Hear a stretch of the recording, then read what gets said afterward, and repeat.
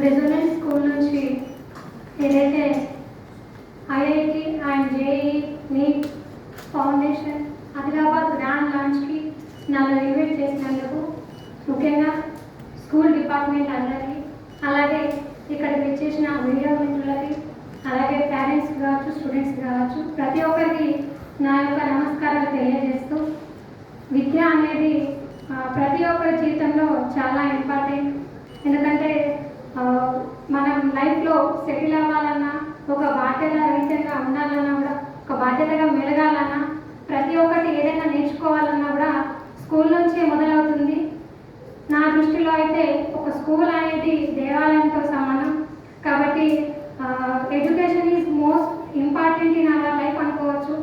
ఒక టీచర్ కావాలన్నా, ఒక లాయర్ కావాలన్నా, ఒక ఇంజనీర్ కావాలన్నా, ఒక డాక్టర్ అవ్వాలన్నా కూడా, ఏదైనా ఈవెన్ బిజినెస్లో కూడా మనం రన్ చేయాలంటే కూడా చదువు అనేది చాలా ముఖ్యం. చదువుతోనే మనకు జ్ఞానం కావచ్చు, ఎదుటి పర్సన్కి రెస్పెక్ట్ ఇచ్చేది కావచ్చు, ప్రతి ఒక్కటి నేర్చుకునేది మనం స్కూల్ నుంచే. ఎందుకంటే బాల్య దశల నుంచి ఒక ఏజ్ వచ్చే వరకు, టీనేజ్ వచ్చే వరకు కూడా మనం స్కూల్ దశలోనే ఉంటాం. కాబట్టి ఆ ఏజ్ అనేది చాలా ముఖ్యమైన ఏజ్. ప్రతి ఒక్కటి నేర్చుకునే స్థాయి. కాబట్టి మన గురువుల యొక్క వాళ్ళు నేర్పేది ప్రతి ఒక్కటి నేర్చుకోవడమే కాకుండా, ఇందాక సార్ గారు చెప్పినట్టు స్కూల్ అంటే చాలా భారంగా ఫీల్ అవుతున్నారు.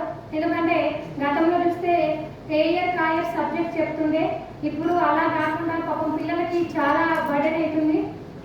సార్ ఏంటంటే ఓపెన్గా చెప్పకూడదని చెప్పారు, కానీ అది వాస్తవానికి నిజంగా. ఎందుకంటే ఇంటర్మీడియట్ సిలబస్ వీళ్ళకి 9th నుంచి స్టార్ట్ చేస్తే వాళ్ళకున్న కెపాసిటీకి వాళ్ళు ఎలా నేర్చుకోవాలి, వాళ్ళ ప్రతి ఒక్క దాని మీద ఫోకస్ పెట్టకుండా హెల్త్ ఇష్యూస్ కూడా చాలా మట్టుకు వస్తున్నాయి. కాబట్టి పిల్లల్ని మనం కూడా ఒక ముందుగానే ప్రిపేర్ చేయాలి. అయితే 6th నుంచే ఫౌండేషన్ కోచింగ్ సెంటర్ ఏదైతే ప్రారంభించారో, మెయిన్ దశ 6th నుంచి కూడా వాళ్ళకి మనం ప్రతి ఒక్కటి నేర్పిస్తే కనుక హైయర్ ఎడ్యుకేషన్కి ప్రతి ఒక్కరికి యూజ్ అవుతుంది. అలాగే మన పిల్లలు మంచి స్థాయిలో ఉండాలంటే కూడా మనం కేవలం వాళ్ళకి ఇవ్వాల్సింది విద్య, క్రమశిక్షణ. ఈ రెండు ఉంటే మాత్రం తప్పకుండా వాళ్ళు మంచి పొజిషన్లో ఉంటారని తెలియజేస్తూ, నన్ను ఇక్కడికి ఇన్వైట్ చేసి ఇంత మంచి అవకాశం ఇచ్చినందుకు ప్రత్యేకంగా స్కూల్ డిపార్ట్మెంట్ వాళ్ళందరికీ ధన్యవాదాలు తెలియజేస్తున్నాను.